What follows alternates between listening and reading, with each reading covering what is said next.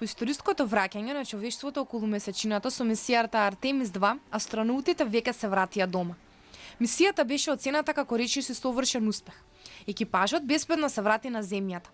Беа снимени дотогаш невидени погледи од другата страна на месечината, а астронаутите поставија и нов рекорд за оддалеченост од земјата. From a technical point of view, absolutely to a T, right? I think they were in 0.4% accuracy, I think, or something like that on the landing, and the splashdown was 107 as planned, down to the minute. So as far as the technological capabilities of the mission, I think they've absolutely hit the mark. Down as a success. And I think a couple of issues on the capsule itself, the toilet, having the issues that it had when it came to commissioning. It's a very human aspect of space exploration, isn't it?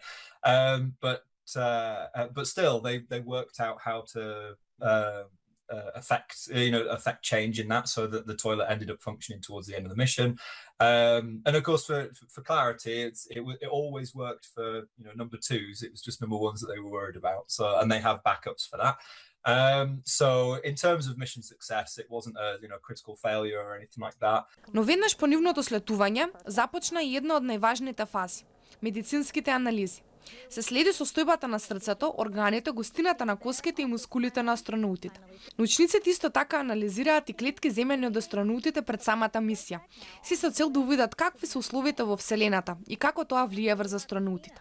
But really, what will be interesting to see is how the changes in the astronauts compare to the cell on a chips that they had with them on the mission. So, Dr. Nikki Fox, head of science at NASA, is always really interested in this payload whenever she gets asked, and it's called Avatar.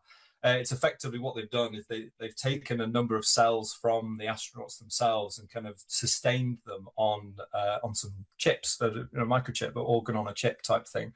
And one of the most important outcomes will be, are the organs on the chips, or the kind of tissue cells on the chips, are they the same? Have they been affected by microgravity and the radiological environment out at the moon? Но ова не е крајот на Артемис. Кулминацијата се очекува со Артемис 4 околу 2028 година. Паралелно ќе се испратат двајца астронаути да го следат јужниот пол на месечината. Се работи на тестирање на земјата. Во Вселенскиот центар Кенеди се подготвуваат и системи за приклучување.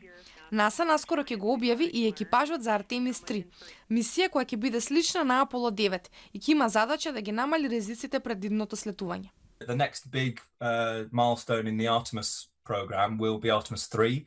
So it's only into low Earth orbit, so they won't be going to the moon again, but they'll be testing the docking system between the human landing systems, which are either provided by SpaceX or Blue Origin, or both, and the Orion capsule, of course, that we know and love from Artemis 2.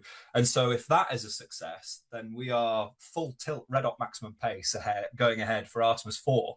So in sort of mid 2028, hopefully, there'll be Artemis 4 launching, and that'll be to put humans back on the surface of the moon. Оваа мисија уште еднаш покажа дека човекот може да направи се и да ги промени границите. За тоа е потребна само волја и напорна работа.